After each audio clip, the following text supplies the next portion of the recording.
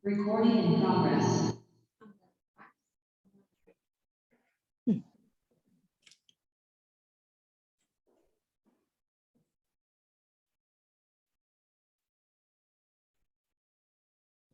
Lapor, peserta laksana jumlah 44 orang. Lengkap, siap menerima materi. Lanjutkan. Lanjutkan.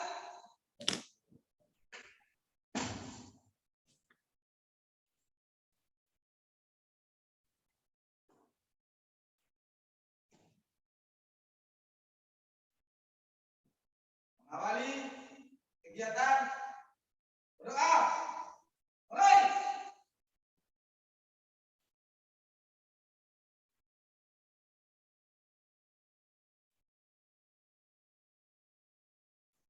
Selesai. Istirahat di depan. Gerak.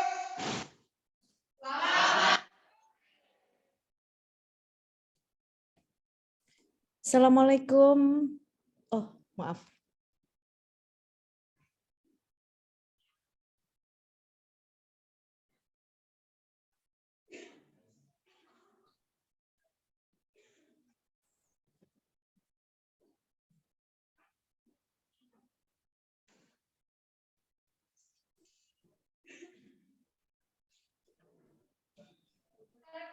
Sebelum materi dimulai, mari kita lihat yang terlebih dahulu supaya lebih bersemangat. 1, 2, 3.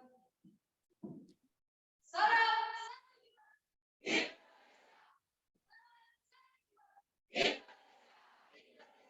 Indonesia. Masih ada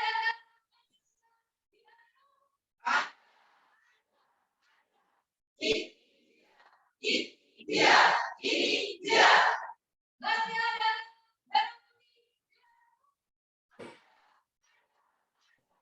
India.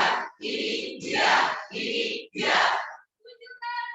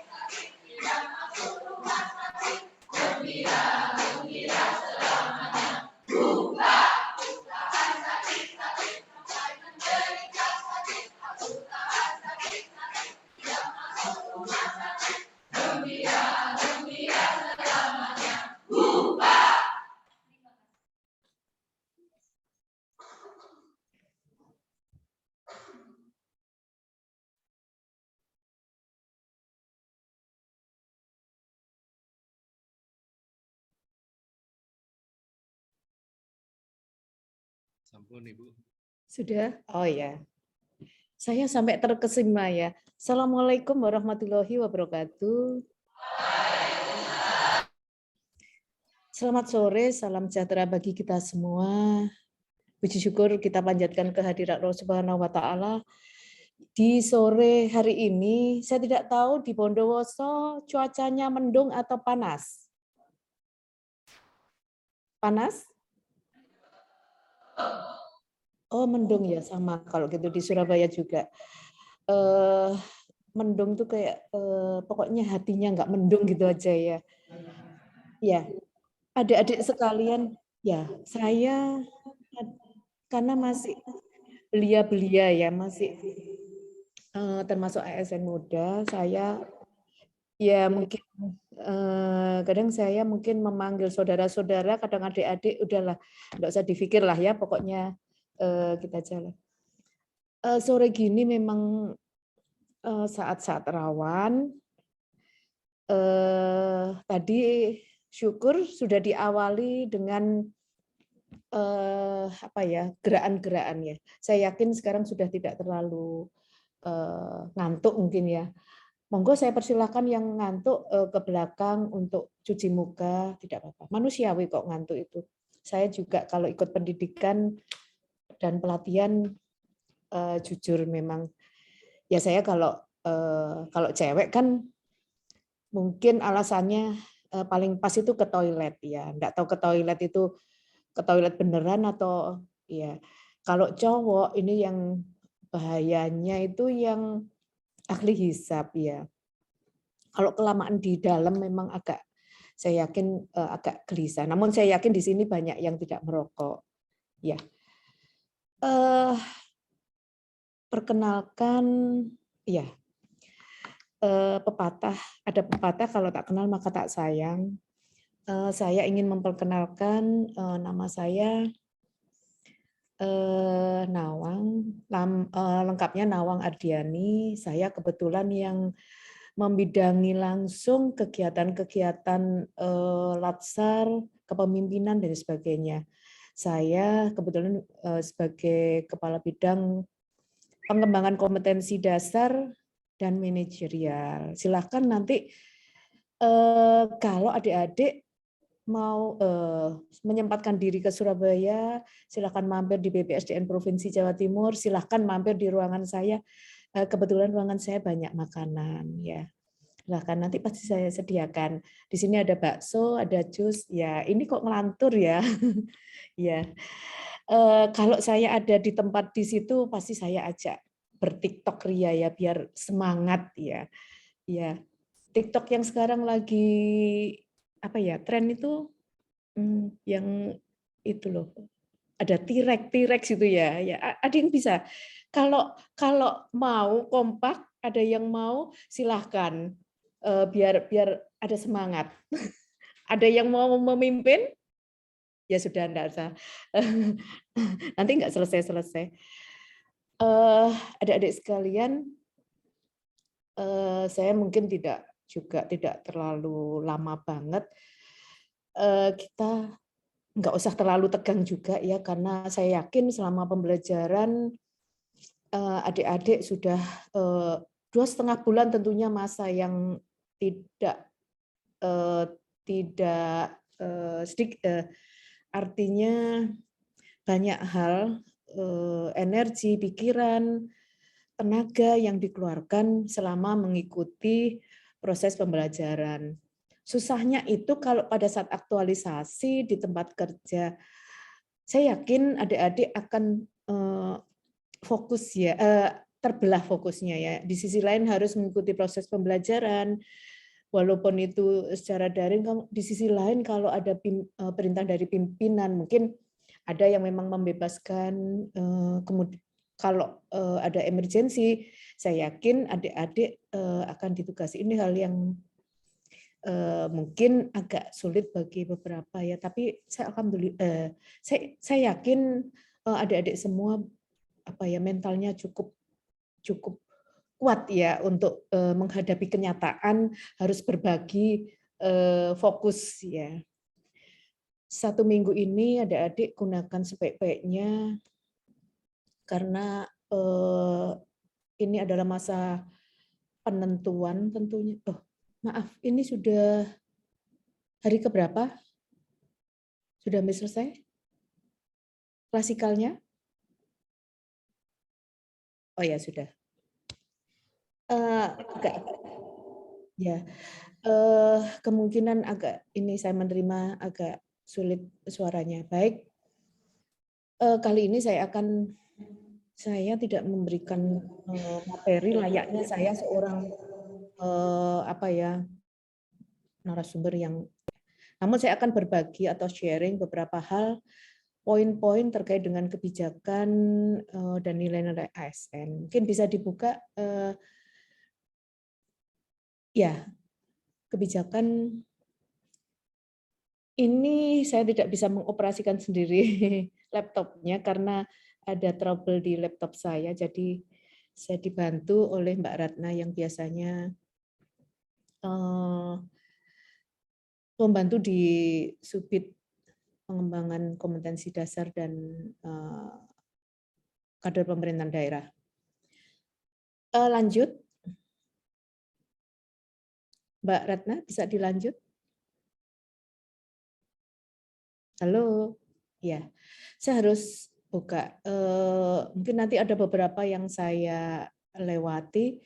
Ini sekedar apa ya? Sekedar wawasan bahwa saat ini kita sedang dalam kondisi di era disruptif, era VUCA, era ketidakpastian.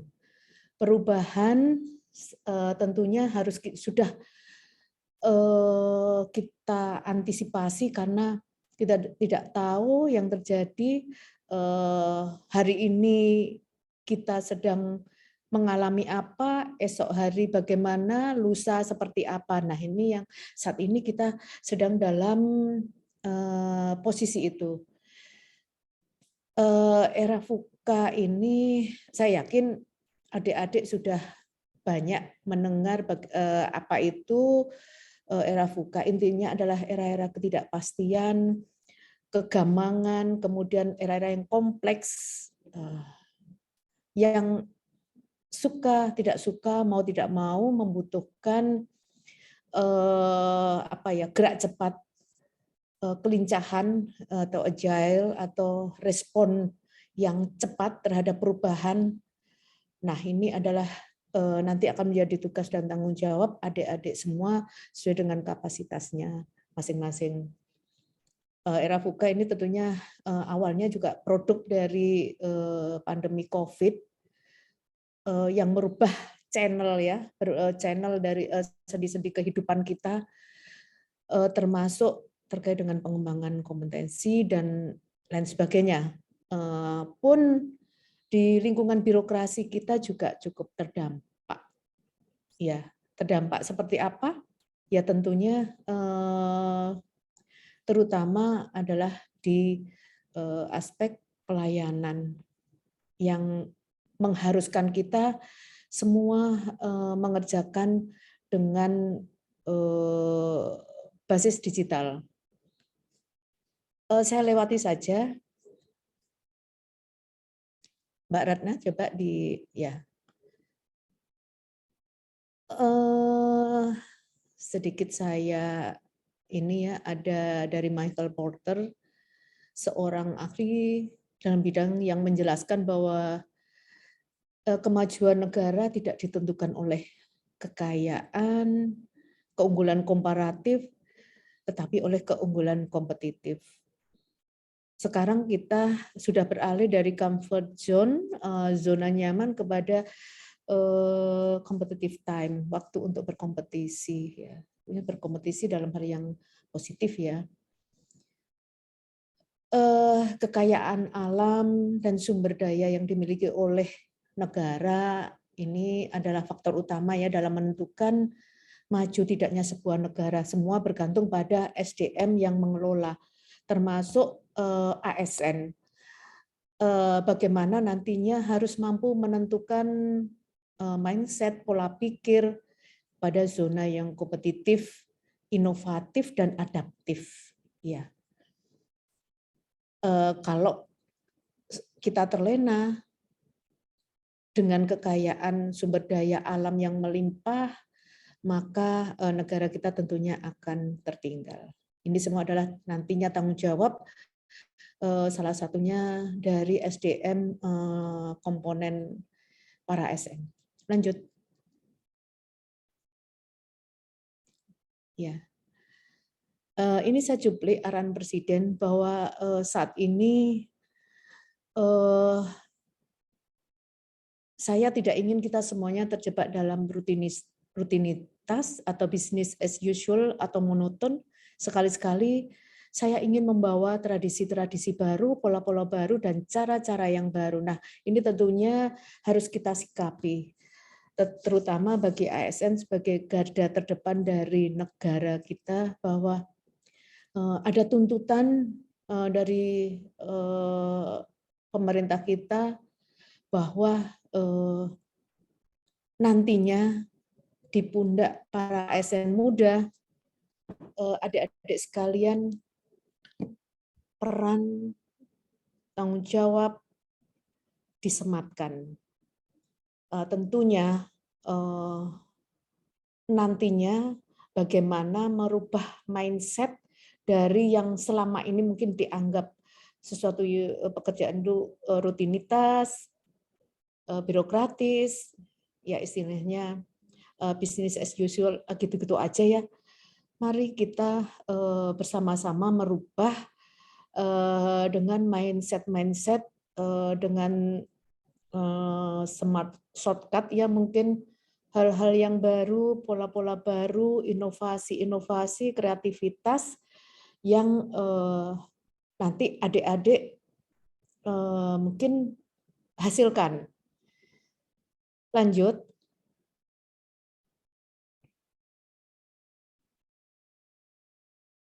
Nah, sekarang peran ASN ada di mana? Adik-adik, saya yakin adik-adik sekarang banyak yang di generasi Z ya, mayoritas mungkin ya. Mungkin ada yang milenial, ada yang lahirnya di tahun 2000, boleh angkat tangan, saya lihat dari sini. Ada yang lahir tahun 2000? Ada yang lahir tahun 2000? Oh, tidak ada ya. Ada yang usianya, mohon maaf, ada yang usianya di atas 30? Oh, ada. Berarti adik-adik ini berada dalam generasi milenial, antara milenial dan Z. Generasi Z ini adalah generasi yang penuh dengan idealisme, kemudian juga keinginan-keinginan yang meledak-ledak.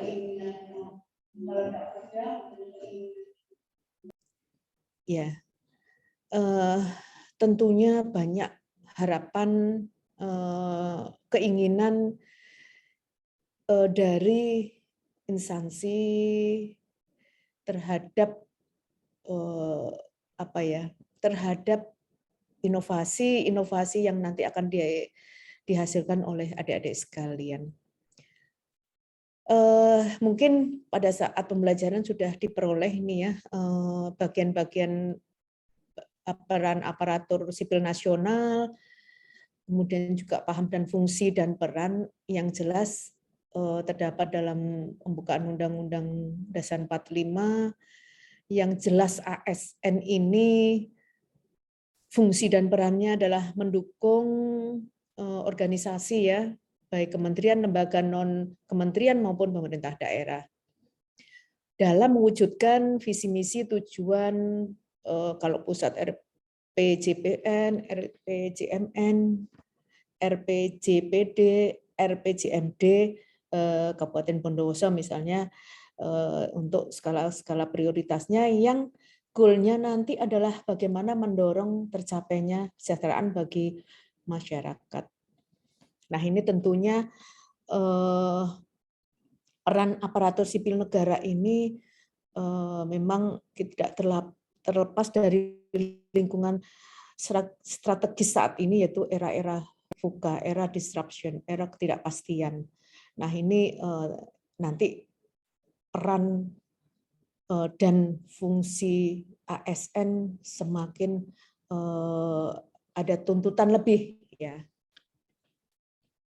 Lanjut.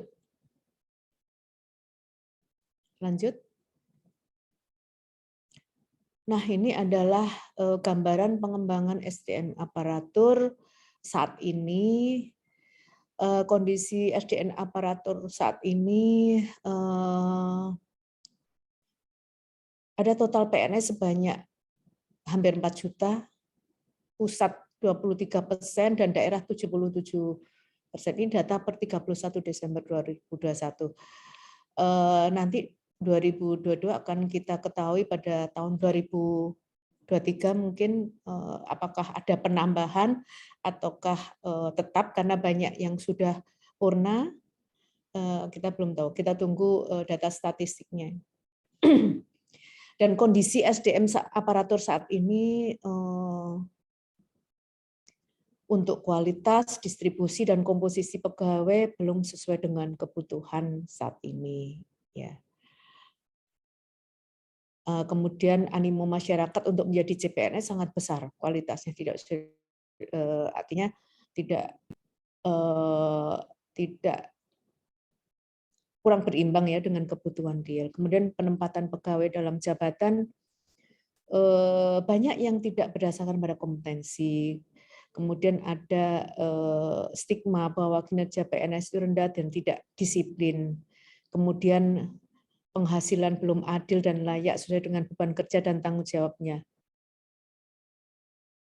Ini kondisi SDM aparatur tahun kemarin. Namun dengan berjalanan waktu, tentunya melalui kebijakan-kebijakan pemerintah sudah banyak geseran, kemudian perubahan terkait dengan sistem manajemen ASN yang telah diatur melalui turunan-turunan baru kebijakan melalui berbagai regulasi. Nah, ini adalah aspek manajemen SDM aparatur ideal ya, yang diinginkan bahwa untuk penataan sistem manajemen SDM aparatur membutuhkan perencanaan kepegawaian, pengadaan kepegawaian, dan sebagainya sampai hak-hak dan kewajiban mulai disesuaikan dengan harapan ada kondisi yang diharapkan nanti PNS itu harus bersih, profesional, melayani, dan sejahtera. Ya. Sejahtera itu memang relatif. Adik-adik saat ini masih menerima gaji 80% ya. Ya, saya tidak mendengar. Ada yang manduk pokoknya ya. Semoga nanti pada saat status PNS-nya sudah terpenuhi dengan diterimanya SK PNS, nanti juga banyak kesejahteraan yang mengiringi. Mungkin ada tambahan insentif dan sebagainya. Jangan khawatir, jangan pernah mundur jadi PNS karena ternyata tidak sesuai dengan harapan saya, tidak sesuai, kan mungkin cita-citanya dapat ya. Semua melalui proses. Saya pun sampai dengan saat ini, saya juga seperti adik-adik sekalian. Malah dulu saya tidak mengenal namanya TPP dan sebagainya. Ya, tapi kan insya Allah kalau kita berkinerja baik, itu pasti ada perhatian. Dan bentuk perhatian itu ada reward. Reward itu tidak hanya sifatnya material, namun juga imaterial. Artinya ujian itu juga reward. Kemudian misalnya diikutkan pelatihan itu juga bagian dari reward. Jadi tidak melulu secara materi. Nah, mungkin kondisi yang diharapkan ini, harapannya nanti adalah goalnya adalah bagaimana seorang PNS atau ASN itu mampu ini sesuai makomnya ya. ASN itu ada sebagai pelayan masyarakat, sebagai abdi negara. Tentunya sebagai pelayan masyarakat ini adalah tugas dan tanggung jawab yang tentunya sudah ditunggu-tunggu oleh masyarakat kita terhadap kinerja ASN zaman now ya. Tentunya karena lingkungan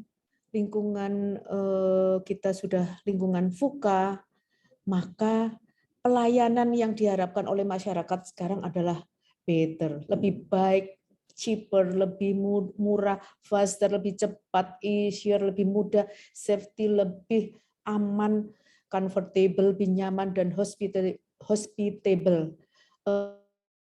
Bagaimana seorang pelayan masyarakat itu mempunyai jiwa melayani.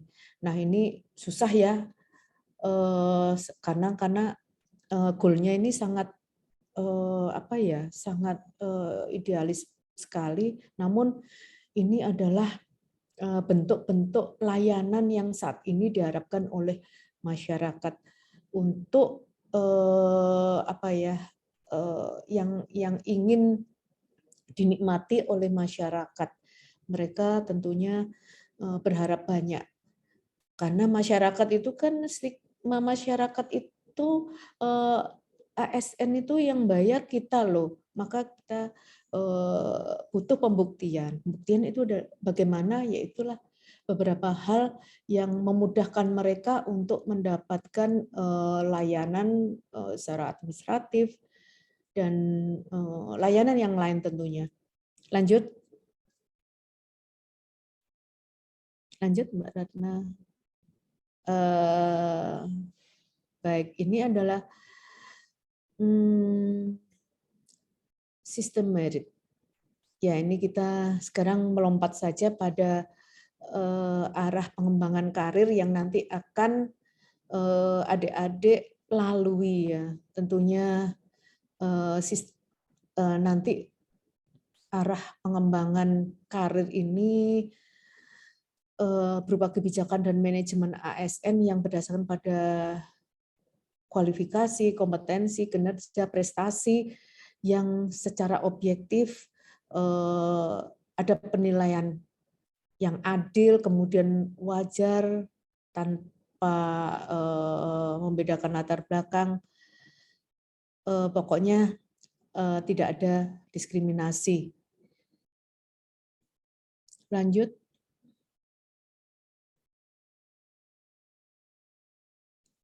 Nah, ini adalah pengembangan kompetensi ASN dalam pencapaian tujuan negara. Tentunya ada harapan yang diinginkan oleh negara bahwa ASN ini akan benar-benar bekerja secara profesional. Lanjut saja.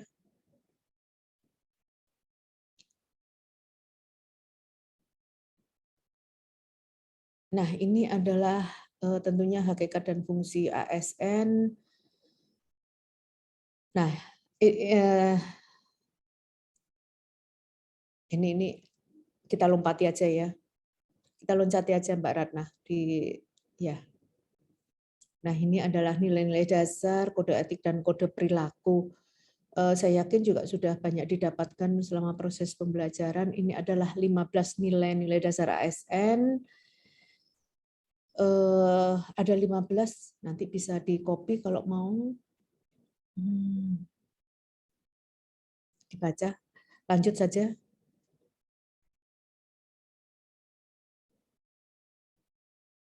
Nah, ini adalah pada tahun kemarin ya, 27 Juli ini Presiden sudah meluncurkan fondasi baru bagi ASN melalui core value berakhlak. Nah, ini tentunya sudah didapatkan juga di dalam proses pembelajaran. Intinya bahwa harapan besar terhadap para ASN ini bagaimana melayani dengan maksimal ya, dengan basic berakhlak ya. Tentunya ini merupakan employer branding kita selaku ASN, yaitu bangga melayani bangsa, bagaimana melayani masyarakat dengan hati, ya walaupun agak hatinya kadang agak gimana gitu ya, apalagi ada yang patah hati terus ditinggal cowok atau ceweknya, terus nanti pengaruh terhadap pelayanan masyarakat. Wah, itu jangan sampai ya. Saat ini dunia serba hybrid, serba kolaboratif, tidak boleh lagi ada ego sektor, ego daerah, dan ego ilmu. Nah, ini yang penting. Ini sekarang eranya sudah era kolaborasi, dan momen semacam fase klasikal ini adalah fase bagaimana membangun sinergitas.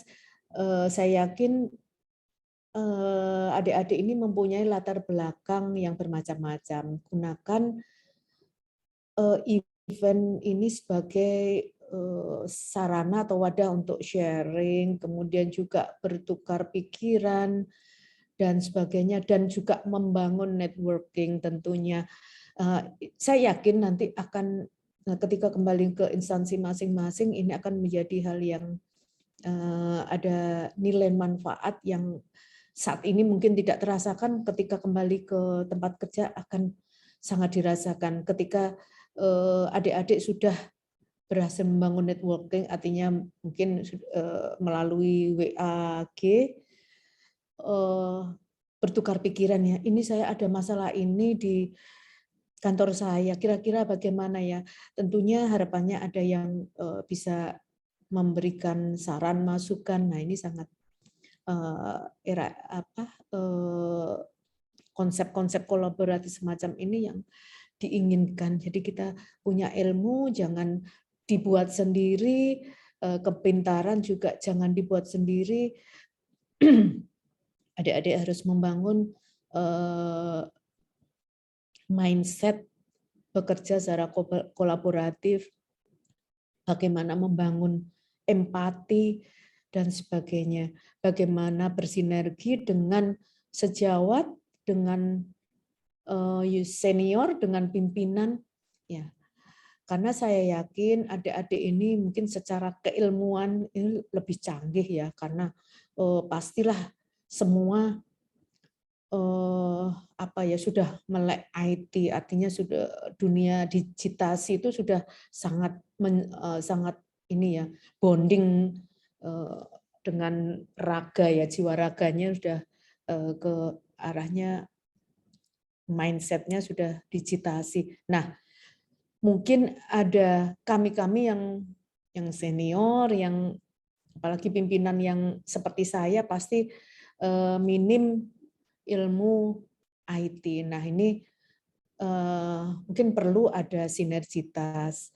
Tetapi jangan lupa bahwa adik-adik ini ada yang mungkin dalam tanda kutip ya, kalah dengan kami-kami para senior, yaitu apa? Experience, pengalaman bekerja, kemudian juga pengalaman bergaul dengan dunia birokrasi, pengalaman pengalaman mendapatkan tantangan, kemudian pengalaman ya tentunya sangat elok kalau dalam membangun kerjasama ini kita saling take and give ya, saling memberikan insight ya. Tentunya kalau adik-adik pasti bagi senior itu ingin ada ilmu yang ingin kita serap. Saya yakinlah ilmunya lebih kekinian. Adik-adik tidak boleh jumawa ya, mentang-mentang waduh dulu seleksinya, saya yakinlah kalau seleksi Anda semua itu sudah pilihan, sehingga saya yakin ada garansi bahwa keluaran produk-produk seleksi CPNS yang ya mungkin 10 tahun belakangan ini adalah insan-insan yang sangat smart tentunya. Nah, jangan lupa bahwa kami para senior ini juga punya keunggulan. Keunggulannya apa? Ya pengalaman. Nah ini kalau dikolaborasikan tentunya akan outputnya akan memaksimalkan kinerja organisasi, kemudian juga kinerja orang-orang di dalamnya. Lanjut. Nah, adik-adik nanti ketika sudah memperoleh status sebagai PNS, tentunya ada hak-hak yang diberikan, kewajiban yang diberikan. Nah, di dalam Undang-Undang Nomor 5 Tahun 2014, kemudian juga PP, maaf, Undang-Undang tentang Pemerintah Daerah 23 tahun 2014 ada 4 kompetensi yang dipersyaratkan untuk dipenuhi, yaitu kompetensi teknis, kompetensi manajerial. Kompetensi teknis itu di dalamnya ada kompetensi fungsional juga, kompetensi manajerial, kompetensi pemerintahan, dan kompetensi sosiokultural. Dari 4 kompetensi ini yang paling baru adalah kompetensi sosiokultural. Kompetensi teknis fungsional ini adalah bagaimana nantinya ada pengembangan kompetensi yang adik-adik butuhkan dan serta dibutuhkan oleh organisasi berkaitan dengan tusi di masing-masing organisasi dan tusi di mana adik-adik nanti melekat di Subak maupun di Supit dan lain sebagainya. Misalnya ada yang dari Dinas Kesehatan, misalnya dari dokter di rumah sakit atau apa ya, mungkin butuh pengembangan kompetensi teknis, diklat pelayanan prima dan sebagainya. Kemudian juga fungsional. Fungsional adalah bagaimana membekali para ASN untuk pembentukan jabatan fungsional. Misalnya yang nantinya ingin menjadi arsiparis atau ingin menjadi auditor dan sebagainya. Nah, ini adalah diklat-diklat fungsional yang nanti tentunya adik-adik butuhkan. Kompetensi manajerial nanti kompetensi ini ketika nanti adik-adik berada dalam level leader ya, sebagai leader, entah itu di pengawas ataupun administrator. Kompetensi pemerintahan ini adalah kompetensi terkait dengan bagaimana hubungan pemerintah pusat dan daerah, terkait dengan kedudukan eksekutif dan legislatif dan sebagainya. Kompetensi sosial kultural ya.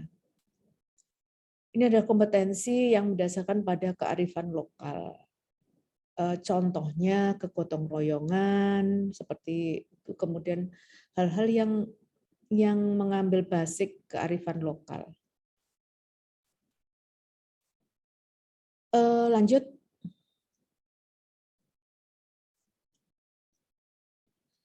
Saya lupa tadi bahwa ada peraturan pemerintah yang mengatur dari Undang-Undang 5 tahun 2014 tentang ASN, bahwa ketika nanti sudah menyandang status PNS, ada kewajiban yang harus dipenuhi oleh para ASN, yaitu harus mengikuti pengembangan kompetensi, baik itu apapun ya, tadi yang saya sebutkan ada 4 kompetensi, minimal 20 jam pelajaran. Nah, tentunya kompetensi ini tidak harus didapatkan melalui klasikal, karena kalau ya alasannya klise, kalau semua harus mengikuti klasikal tentunya tidak mencukupi ya secara anggaran, kemudian juga keterbatasan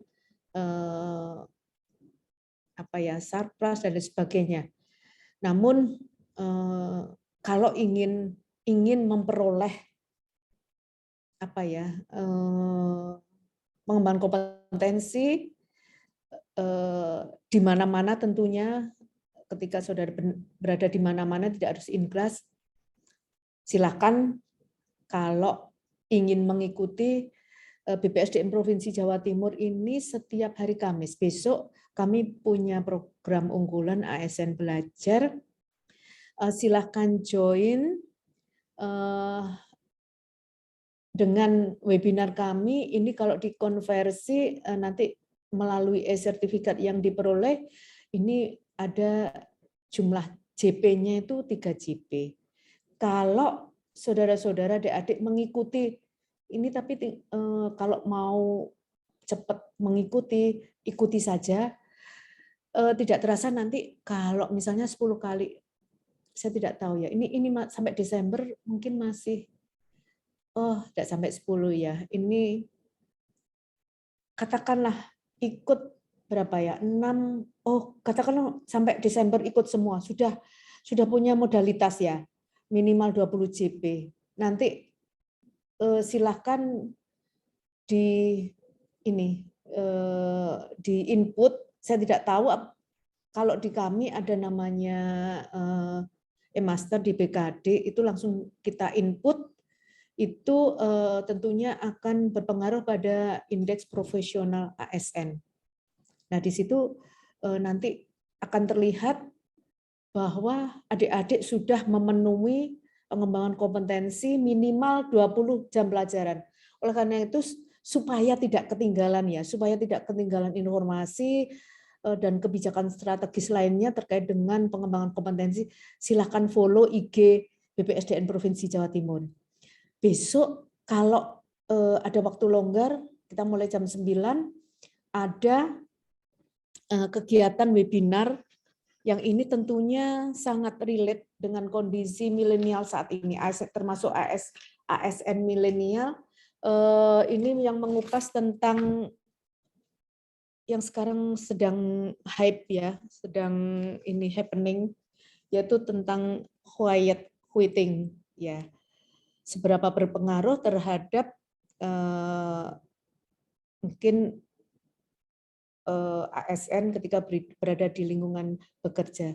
Silahkan, ini sangat menarik, quiet quitting yang sekarang lagi hype-hype-nya ini ya.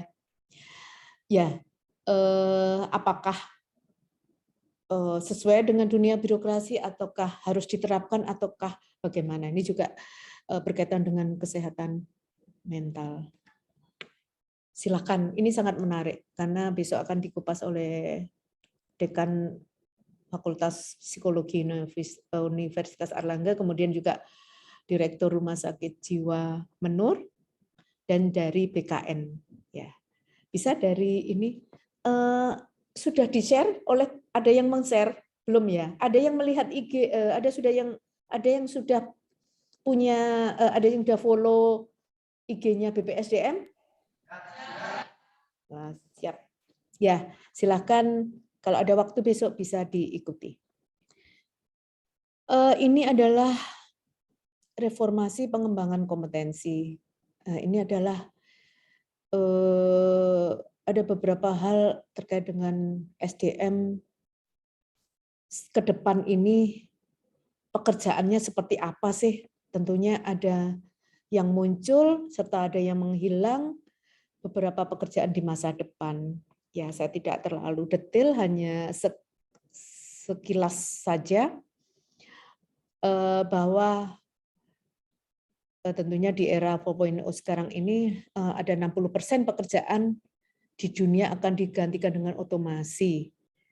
Kemudian ada 30 pekerjaan di dunia akan digantikan dengan mesin atau robot, dan 26 juta pekerjaan akan diciptakan oleh perdagangan online pada tahun 2022. Wah, ini. Makanya sekarang muncul berbagai startup ya, saking banyaknya muncul startup baru, banyak yang startup yang memang sudah ini ya, sampai tumbang ya. Termasuk Sophie itu kemarin memecat beberapa karyawannya. Nah, ini tentunya menjadi peluang, dalam arti peluang ASN. Jadi ketika mungkin setelah waktu ini ya, setelah pulang kerja, setelah selesai melaksanakan tugas, saya yakin adik-adik itu apa ya, karena sudah dunianya itu digitasi, maka tidak lepas dari gadget, dari laptop. Nah, itu mungkin bisa dijadikan peluang kalau mau, mungkin yang punya jiwa entrepreneur itu bisa loh ada kesempatan untuk mungkin mulai berbisnis. Tapi dengan catatan jangan sampai mengganggu atau menomorduakan tugas pokoknya ketika bekerja di kantor saja. Silakan tunjukkan bahwa kaum rebahan ini juga mampu dengan rebahan mampu menjalin kerjasama atau membangun networking misalnya. Ya saya yakinlah anak-anak adik-adik ini adalah generasi yang kreativitasnya cukup tinggi dan ini memang pemerintah nanti juga akan mendorong bahwa adik-adik ini nanti akan berjiwa entrepreneur ya. Asalkan bisa membagi waktu. Silahkan. Tidak ada yang melarang untuk menambah penghasilan sebagai side job setelah bekerja dari kantor ya. Kan saya yakin energinya masih luber-luber ya dan apa ya tentunya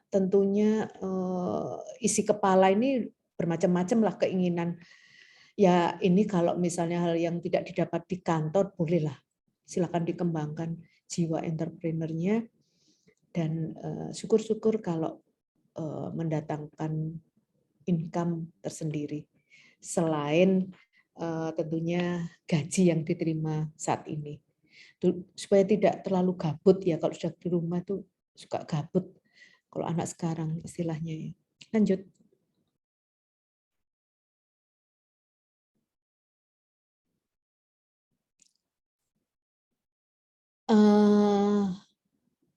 Ini adalah bagaimana terkait dengan penetapan standar dan manfaat kompetensi yang intinya ini kita sudah punya sistem terkait dengan pengembangan kompetensi dan nanti arahnya sampai promosi atau penempatan jabatan mungkin sekedar diketahui saja sebagai pencerahan saja bahwa saat ini arah kebijakan pengembangan kompetensi ini sudah relate dengan pemetaan karir ya. Nantinya akan mungkin adik-adik nanti memang tergantung kebijakan masing-masing daerah nanti akan mulai dipetakan. Mulai saat ini arahnya mau dikemanakan. Misalnya yang punya latar belakang pendidikan formal tertentu, misalnya hukum, tentunya ini sudah diarahkan ke sana nantinya. Karirnya akan linear dengan latar belakang, kemudian juga passion dan lain sebagainya. Ini supaya tidak terjadi, supaya nantinya ada the right man on the right track ya. Walaupun sekarang mungkin tracknya masih belok-belok, tapi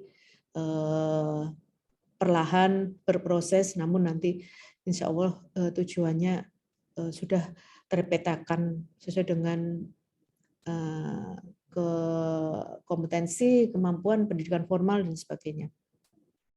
Lanjut.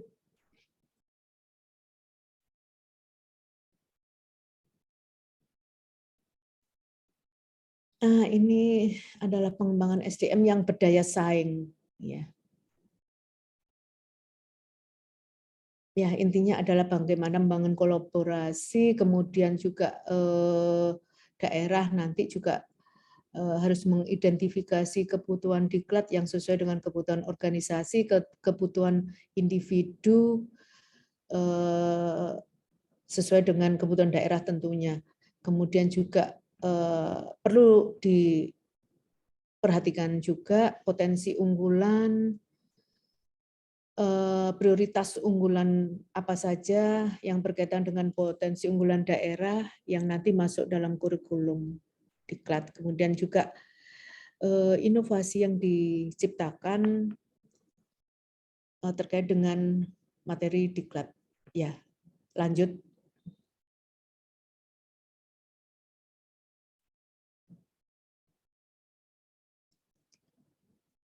Ini adalah bagaimana metode pengembangan kompetensi nanti ada arahnya 10, 20, 70 ya. Nanti 10% itu sekarang sifatnya hanya formal learning ya. Training, kemudian self study, kemudian ada social learning. Social learning ini menempati 20%. Nah, nanti ada keluarannya ada feedback, coaching, mentoring. Kemudian juga experiential learning, pembelajaran secara pengalaman. Nah, ini on the job training, kemudian rotasi, project assignment, kemudian pertukaran ASN bisa, kemudian pertukaran ASN dengan pekerja swasta ini nanti akan terjadi, dan saat ini sudah ada yang bertukar gitu ya. Kapan itu kami ada dari, saya lupa, itu magang 1 minggu di tempat kita khusus untuk mempelajari sarana dan prasarana di BPSDM Provinsi Jawa Timur. Nah, itu adalah salah satu bagian dari metode pengembangan kompetensi. Jadi pengembangan kompetensi itu tidak melulu secara formal learning, tidak melalui in class saja, tetapi sekarang sudah ada apa ya, lebih ada eksplorasi ke berbagai varian pengembangan kompetensi. Lanjut.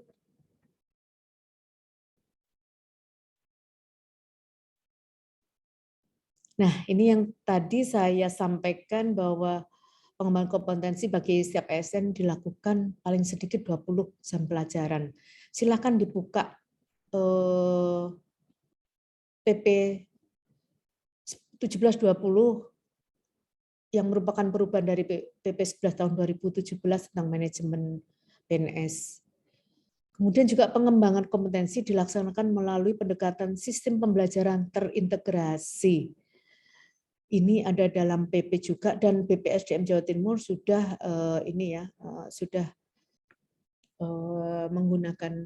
sudah menerapkan corporate university.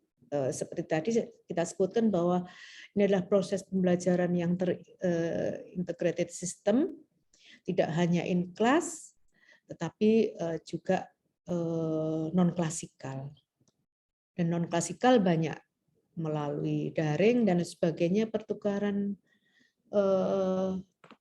ASN, kemudian juga field trip dan lain sebagainya. Lanjut. Oh, terima kasih.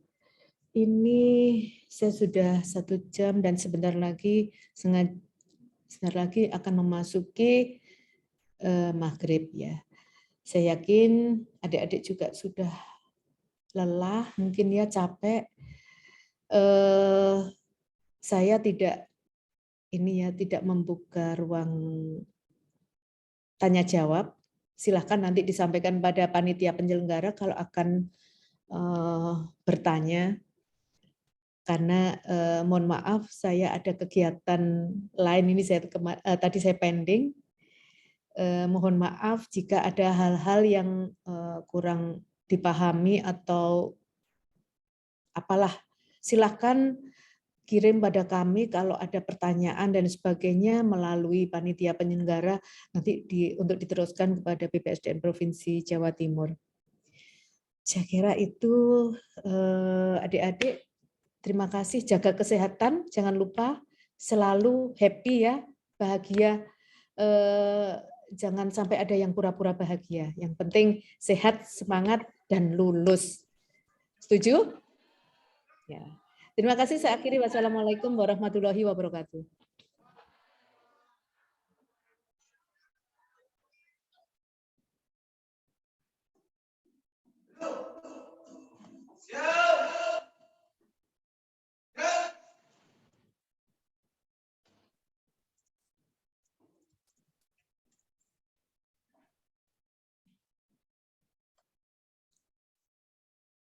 Materi telah dilaksanakan. Laporan selesai.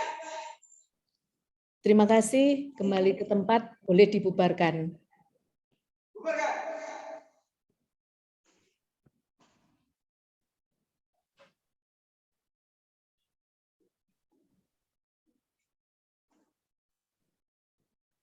memulai kegiatan. Doa. Mulai.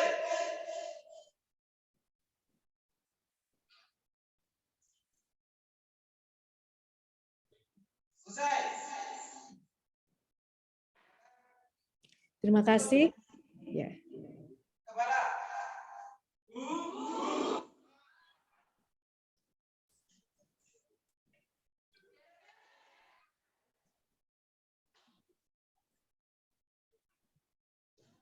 Terima kasih, saya izin live dulu ya.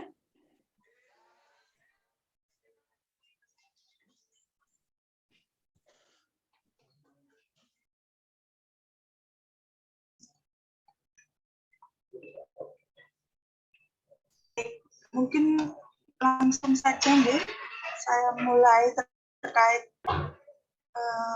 sertifikat Pak Deli.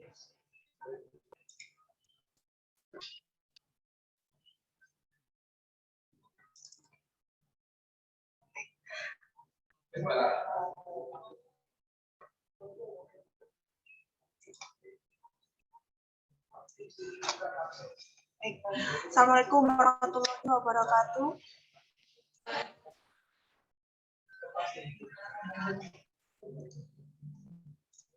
Baik. Jadi izin menjelaskan sedikit terkait sertifikat Bapak Ibu sekalian. Jadi ini juga tidak kalah pentingnya. Saya akan menyampaikan proses penerbitan sertifikat Bapak Ibu sekalian. Jadi sertifikat ini adalah buku digital. Bapak Ibu telah menyelesaikan Latsar CPNS. Kenapa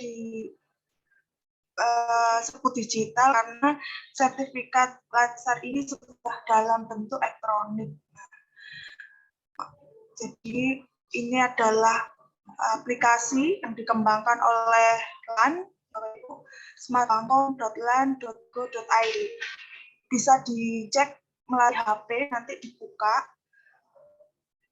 Kurang lebih nilainya akan sama seperti ini. Nanti bisa login menggunakan user dan password NIP masing-masing tanpa spasi.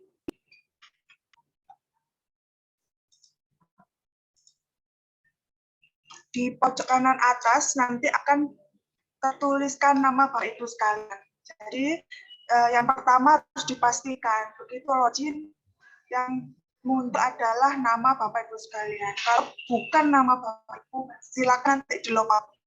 Di log out dicek kembali apa sudah betul NIP yang dimasukkan gitu. Karena NIP ini bisa sama ya, bisa sama, yang membedakan hanya tanggal lahirnya itu. Tahun pengangkatannya sama gitu. Mungkin nanti tanggal lahirnya dicek kembali. NIP dibuktikan sudah betul dan di login akan muncul Bapak Ibu sekalian. Data sudah ada di sini.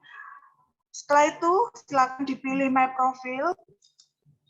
Nah, ini nanti akan muncul mulai nama, tempat tanggal lahir, jenis kelamin, agama, pangkat golongan, asal instansi, alamat, nomor telepon, dan email. Jadi ini saya tutupi karena ini kan berisikan data peserta lainnya. Nah, nanti kalau Bapak Ibu cek di HP masing-masing akan sudah ada datanya. Ini adalah data dari BKD yang dikirimkan kepada kami. Sebelumnya ini nomor 3 ada upload foto sesuai ketentuan. Jadi ini mohon bantuannya Kak. Jadi di sertifikat nanti juga ada foto yang harus diupload di sertifikat ini. Dengan ketentuan yang pertama, foto berukuran di bawah 1 MB. Selain lebih dari 1 MB, nanti tidak akan terrecord di sistem ini. Sistem itu membatasi ukuran maksimal hanya 1000 KB atau 1 MB ya, itu paling maksimal. Jadi sebelum di-upload dipastikan dulu file ukurannya sudah sesuai gitu. Bisa dikompres melalui online ya, banyak kompres JPG itu banyak di Google, bisa dicari nanti. Terus yang kedua, ketentuannya adalah berlatar belakang merah. Menggunakan pakaian putih dengan atribut lengkap. Tadi dipastikan papan nama dan korpenya terlihat jelas. Jadi yang berjilbab mungkin dirapikan jilbabnya supaya terlihat jelas ya papan nama dan korpenya, ataupun kalau jilbab yang panjang papan nama dan korp ditaruh di depan ya supaya jelas gitu. Kalau nanti foto tidak terlihat papan nama dan korpenya, saya akan menginfo kembali gitu untuk mengupload sesuai ketentuan. Kemudian lanjut tahap selanjutnya, ya ini, apabila dirasa data ada yang salah ya, seumpamanya penulisan gelar yang harusnya tertuliskan dengan huruf besar, ternyata tertulis huruf kecil, nah itu nanti bisa diedit di sini. Dari NIP sesuai ketentuan, di sini tanpa spasi, Bapak Ibu, jangan diedit. Jangan diedit. Apa yang sudah ada formatnya itu jangan dirubah. Kalau memang tanpa spasi, silakan menyesuaikan. NIP tanpa spasi, nama menggunakan huruf kapital, ketika gelar nanti menyesuaikan. Apabila harus kapital, diperbaiki harus kecil ya nanti disesuaikan. Tanggal lahir hanya diawali huruf kapital depan saja, selain huruf kecil. Untuk tanggal lahir, ini di sini sering terjadi kekeliruan. Karena apa? Di kalender ini diawali bulan dulu, tanggal baru tahun. Jadi untuk memastikan, silakan diklik button kalender yang saya lingkari ini. Jadi klik dulu, baru dicek apakah sudah betul tanggal, bulan, dan tahunnya. Selanjutnya ada jenis kelamin, agama, jabatan, pangkat, golongan, email, dan asal instansi. Khusus asal instansi, ini sudah ketentuan dari LAN, memang harus pemerintah Kap titik Bondowoso. Nah, nanti kalau Bapak Ibu lihat, pasti bisa seperti itu. Pemerintah Kap Bondowoso. Selanjutnya ada alat instansi. Nanti kalaupun belum sesuai, silakan dirubah, diperbaiki, disesuaikan kembali. Dan terakhir ada nomor telepon, itu nanti bisa menggunakan nomor telepon yang aktif yang saat ini sedang digunakan. Apabila data sudah diperbaiki dan merasa sudah sesuai, silakan nanti diklik change. Itu nanti otomatis data akan memperbarui. Apabila tidak di-save, nanti kembali ke awal. Tidak akan memperbarui datanya. Jadi pastikan setelah mengedit, diklik save change untuk memperbarui data yang sudah diperbaiki. Di pojok kiri atas ada sertifikat.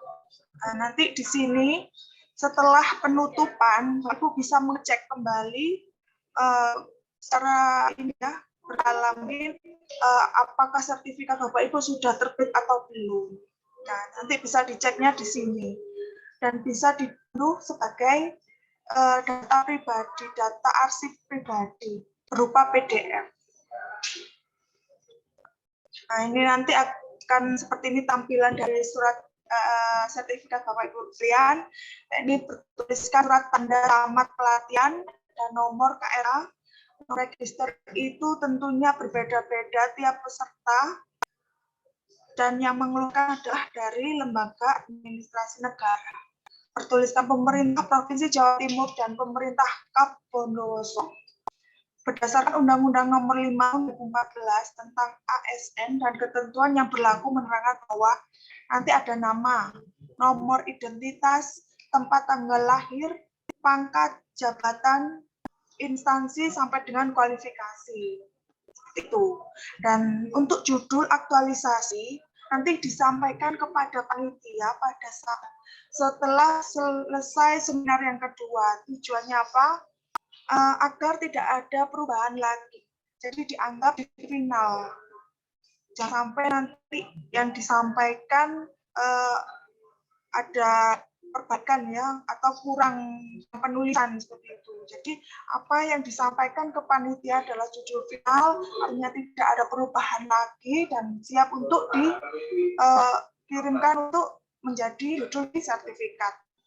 Selanjutnya telah memenuhi kompetensi yang disyaratkan pada pelatihan CPNS angkatan tahun 2022 yang diselenggarakan oleh BKD, BKPP yang bekerja sama dengan BPDM Timur. Dari tanggal awal distance learning sampai dengan nanti penutupan selama di Bondowoso selama 47 jam pelajaran. Jadi ini adalah format dari sertifikat yang nanti akan terbit. Kalaupun nanti ada yang tidak sesuai, misal pemerintah KAP bukan pemerintah KAP Bondowoso ya, itu nanti bisa disampaikan ke panitia. Karena sekali lagi ini adalah sertifikat berupa digital, tidak menutup kemungkinan akan ada kesalahan-kesalahan pada penulisannya. Karena itu, ini bukan dibuat secara manual ya Bapak Ibu, secara sistem. Nanti di bawah tertuliskan Bondowoso dan tanggal penutupannya. Nah, ini di sini akan ditandatangani secara elektronik oleh Kepala BPSDM Provinsi Jawa Timur. Ini lembar pertama ditandatangani oleh Kepala BPSDM Provinsi Jawa Timur. Untuk barcode, ini kalau di-scan, barcode-nya adalah barcode file dari yang muncul nanti akan munculnya file dari sertifikat Bapak Ibu sekalian. Jadi bukan barcode tanda tangan. Ini di lembar keduanya. Lembar kedua di baliknya berisikan potensi mata pelatihan dan kegiatan yang telah Bapak Ibu lalui selama kegiatan pelatihan dasar CPNS ini. Dan terakhir di bawah nanti akan ditandatangani secara elektronik oleh Kepala BKD BPP dari Kabupaten. Seperti itu. Di sini nggak bisa ini ya, terjawab ya. Nanti kalaupun ada kendala, bisa disampaikan ke panitia. Kalau bisa saya selesaikan, nanti saya bisa selesaikan. Kalaupun belum bisa saya selesaikan dari sini ya, dari akun PIC BPSDM, nanti saya bantu untuk meneruskan ke tim IT LAN. Seperti itu. Terakhir mungkin sertifikat ini seperti yang sudah saya sampaikan tadi tidak kalah penting karena apa? Ini nanti akan menjadi salah satu berkas yang harus dilampirkan Bapak Ibu pada saat nanti proses pemberkasan. Jadi jangan sampai terlambatnya penerbitan sertifikat berdampak untuk proses pemberkasan PNS Bapak Ibu sekalian. Jadi semakin cepat dilaksanakan, mungkin cepat juga nanti proses pemberkasannya. Seperti itu. Jadi apa yang harus diupload, monggo nanti diupload sesuai ketentuan supaya tidak berulang-ulang lagi. Terus judul juga gitu harus dipastikan judulnya sudah betul, tidak ada salah penulisan, dan yang paling sering adalah tanggal lahir. Tanggal lahir itu sering sekali menjadi laporan untuk perbaikan. Sebaiknya seperti yang saya sampaikan tadi, diklik button kalender untuk memastikan tanggal, bulan, dan tahunnya. Dan saling mengingatkan satu sama lain karena apa? Sertifikat ini tidak bisa kami proses kalau ada satu peserta saja yang belum upload foto. Jadi satu mempengaruhi satu kelas, satu angkatan. Saling mengingatkan satu sama lain. Karena mengecek data ini tidak membutuhkan waktu yang lama. Seperti itu. Baik, saya rasa sudah jelas apa yang ingin saya sampaikan terkait penerbitan sertifikat Bapak Ibu sekalian. Saya ucapkan terima kasih atas perhatiannya, atas kerjasamanya. Saya akhiri, wassalamualaikum warahmatullahi wabarakatuh.